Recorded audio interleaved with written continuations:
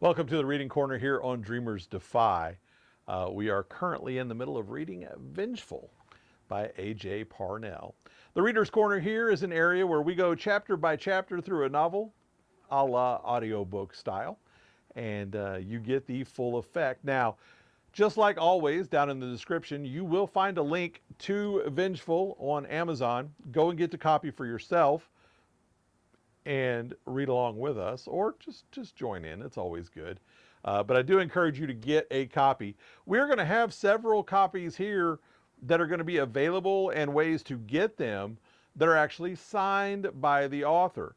Be sure and stay tuned for that. We're going to do that. We'll probably have a little area over on our website as well, which of course is dreamersdefy.com, and where you will be able to buy that book that's already autographed from the author, AJ Parnell. Right now, we are up to chapter 18. If you are just joining us, again, I strongly encourage you to go back to the introduction video, start there, and listen, because there are some sensitive topics in this story. And go ahead and watch all the way through from the intro. Catch up to us here at chapter 18. We'll wait for you. We always do. And if you've been here all along, I guess you're ready to get on with chapter 18, because this story is really getting good. And again, I'll remind you in a little bit, but let me know down below what you're thinking, your thoughts, your theories, things like that. So without further ado, chapter 18 of Vengeful by AJ Parnell. The shoulds and should nots of avenging ghosts. Releasing Izzy's hand, Luke reached for the ornate box that rested inside the truck bed. Pouting, Izzy stomped her foot. I've been waiting the longest. This isn't fair. Izzy, you had your time with Abigail. Luke flipped the box lid open, put the doll inside, and barely missed getting his fingers smashed when it suddenly slammed shut. Izzy, we've been over this. What if she gets out? Izzy pointed to the outer ring. The cage is already broken, and Richard has already messed with the salt ring. Luke looked at the closest circle. It was thin and had a couple of places about to be exposed. From across the clearing, Abigail called to Luke. What's all this salt for? Grabbing the closest bag of white minerals, Luke answered, to ensure you don't have to deal with more than one of your victims at a time. Returning to the unsatisfactory ring, Luke poured more of the thick white powder back onto the thick line. Because believe me, you don't want them ganging up on you. Working out a knot in her neck, Abigail mused. And a ring of salt keeps them apart? Content with his work, Luke looked over at Izzy. It would appear so. If you don't mind me asking, where did you come up with that conclusion? According to most myths, folklore, and legends, ghosts aren't supposed to be able to cross the stuff. Luke looked over at Izzy. She smiled and gave her nod of approval. That is, as long as the line stays solid. Fidgeting with her necklace, Abigail asked, so you have 5 circles of salt, one for each of my clients? Shouldering the remaining bag of salt, Luke nodded. Correct. And in order to help them, you need to put the item I've kept into one of those rings each hour to let them have a go at me? Rolling her eyes, Izzy groaned. Duh! I thought she was supposed to be smart. Luke dropped the bag of salt next to his truck and leaned up against it. Yes? Thrusting out her hand, Izzy hurried back over to Luke. Give me back my doll. No. Fuming, Izzy's fist balled up at her sides. I want it now. Izzy, it's Andrea's turn, Luke reasoned. Furious, Izzy started screaming, then faded as she ran out of energy. Interrupting, Abigail chimed in. What are the iron stakes for? Insurance, Luke said as he cast a worried look at the remaining rods scattered about the edge of the location. Even if he had wanted to tell Abigail the truth about those things, he dared not. After all, Abigail was not the only one listening, and the iron circle was his one and only assurance against all of them should this crazy plan go south. Flipping the lid of the box open, Luke reached in and removed a pair of elegant pearl earrings. Andrea was such a sweet soul. Luke wondered if she would have had it in her to do anything to Abigail. Reluctant, he closed the box and leaned against the truck. All right, since you don't want to talk about all this hardware you've been driving into the ground, may I ask you this? Clamping down his irritation, Luke looked back over at Abigail. Sure, why not? If the salt is supposed to trap the ghosts, then why don't you leave them here, in the box, with their things, trapped within one of the salt rings and go home? Abigail laughed. I mean, from what I've gathered, you could have easily taken care of this problem without me. Laughing, Luke pointed at the repaired salt ring. Don't you think I've tried? As you can see, the salt won't last forever. Laying Andrea's earrings aside, Luke began to pace. After my second near-death experience, you know, the one where you helped me embark upon this hellish journey, that's when the others started visiting me, one after the other, each soul desperate and begging for my help. In the beginning, I was able to find small reprieves, stretches of time without their constant fear and dark, overbearing presence. But soon enough, I found there would be no peace until what? Sobering, Luke stilled. Until I agreed to help them have their revenge on you. Luke cast her a weary look. Materializing between him and Abigail, Andrea nodded toward the salt ring, indicating that it was time. Luke placed her things within it. Tyler and Richard caught his eye as they paced back and forth just outside the outer circle. The men looked like crazed hyenas, both anxious for a kill, each eager to have their turn torturing the woman they had once loved. Snarling, Luke yelled at the guys, "Get back and wait your turn or you can forget our deal." Studying him, Abigail inched toward the front of the cage. Do you see them right now? In a huff, Tyler faded, but Richard stood there glaring at him, standing his ground. It was now clear to Luke how that outer ring had gotten worn down so quickly.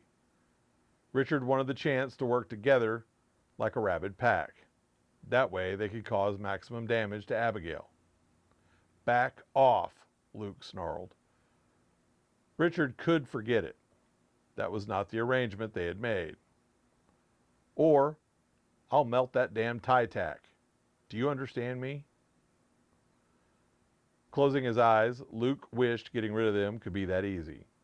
Even now, standing here in the middle of nowhere, he could feel their icy pull, their anger, their thirst for retribution.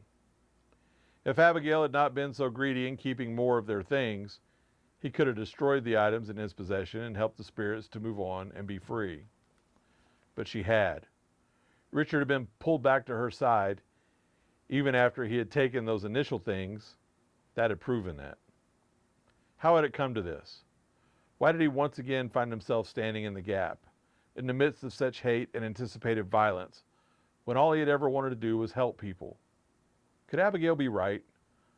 Could all the things that he had witnessed, all he had been through, really cost him his mind? He was angry with her, furious in fact, and the pain she had caused him bled like a contaminated river, poisoning his soul. Abigail continued, comforting now. Luke, you've been through so much, endured such horrible, unimaginable pain that very few could understand. The initial trauma you suffered, the inability to deal with your own emotions, followed so closely by losing Emily, another person you had fought so hard to save.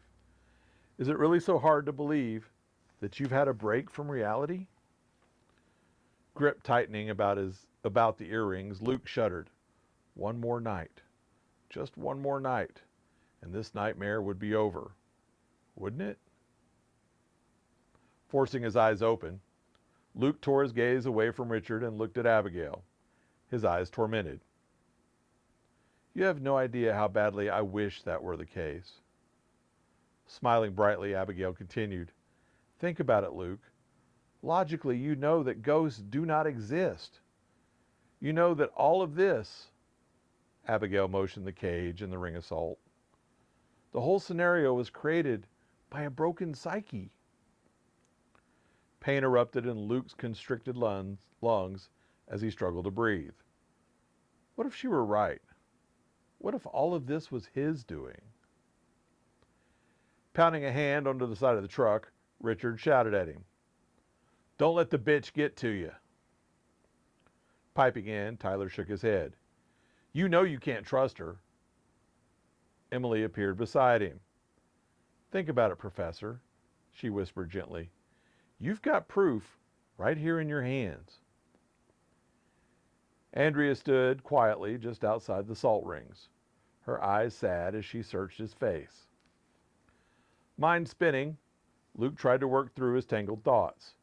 He had not imagined those things in Abigail's office. He would have had no way to know those trophies of hers were even there if the spirits had not told him about them. Luke pleaded, Abigail, please, just admit what you've done and ask them for your forgiveness before it's too late. Gliding to the front of the cage, Abigail fixed her eyes on Luke. Luke, you know how to stop the nightmares, how to shut down that constant fear eating at you, making you feel as if something bad is always about to happen. Luke ran both hands down his troubled face. Tyler slumped up against the back of the truck. Great. She is suggesting you try to kill yourself. Again. Refusing to look back at him, Luke tried to see past Andrea to Abby. Andrea shrugged. Honey, it's not like things worked out so well for you last time you listened to her, did it? Richard spun away from them all. God, he's such an idiot. Abigail pressed. Deep down, you know that I would never suggest a patient end their life. If you're thinking about suicide, know that is your subconscious mind letting you know what it really wants. Tyler laughed. She's good. I'll give her that. Luke jumped up as Izzy, having regained some of her strength, materialized beside him. Maybe you should do it. What? Andrea squeaked. Horrified, Emily gasped. No. Looking down at the child in horror, Luke asked, Are you serious? Emily vanished as the other four ghosts closed in around him. Hands curling around the bars, Abigail pressed her head against them. I just want you to be all right, Luke. I care about you. Taking hold of Luke's arm, Izzy smiled up at him. You've got doubts. We get it. No, we don't, Richard growled. Stop listening to her, dude, Tyler railed. Andrea floated up to the group. Please think about what... Shoving Andrea aside, Emily interrupted. Fine. You want to see how much she really cares about you? Go get that damn gun from your truck and give Dr. Psycho the shows she's been itching for. Everyone went silent as they stood around Luke in shock, fearing what he might do next. Lips pressed tightly together, Luke nodded at Emily, then turned his full attention to Abigail. Maybe you're right. Things would be better if I just gave up. Abigail just stood there, all of her beautiful words of encouragement suddenly fading from those sweet, enticing lips as she went mute. Anger boiled up within him as he turned and stormed over to the passenger side door of the vehicle and yanked it open. It'd be so easy to end it. Luke pulled out the revolver and looked back at his quarry. To just give you what you want. Luke's heart sank as he watched the thinly veiled thrill that began to shine on Abigail's face. Weapon in hand, Luke made his way back to the front of Abigail's cage. If he was wrong, if he had been imagining all of this, then surely she would not let him go through with this, right?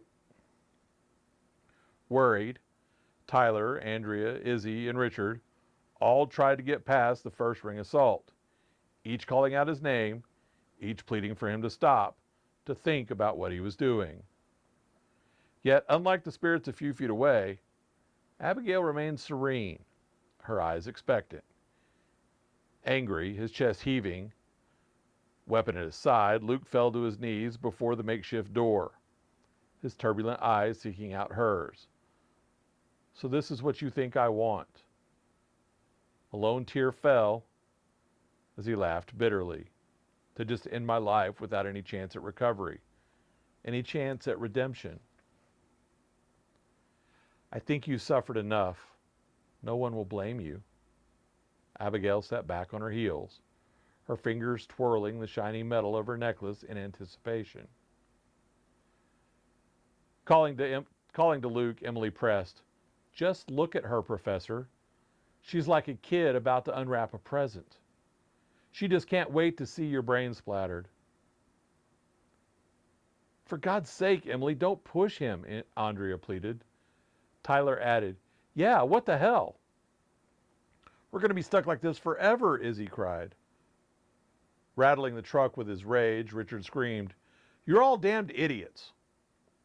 Mind racing, Luke wanted nothing more than to toss the weapon aside and slam both his hands against his head to shut everyone out.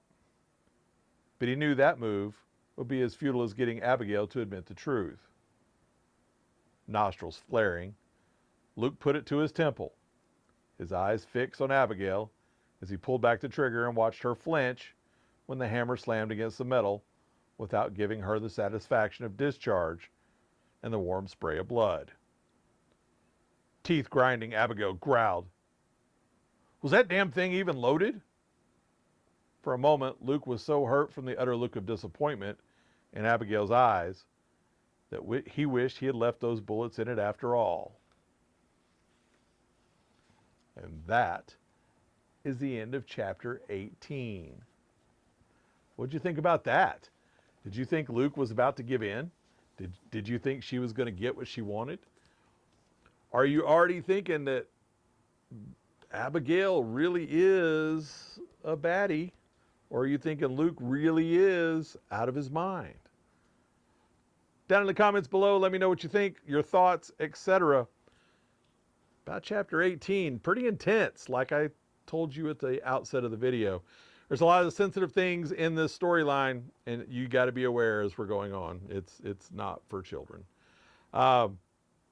Get your own copy. Head on down in the description. Find the link. Click on it. Go get you a copy. Like I said, we will also be making copies available very soon over on our webpage, dreamersdefy.com, and you can get an author signed copy right there. Yeah, we might even give one away as a contest. What do you think? Let me know. You can always email us or message down below. Let's have a good conversation about it. We'll be back with chapter 19 real soon here on the Reader's Corner on Dreamers Defy.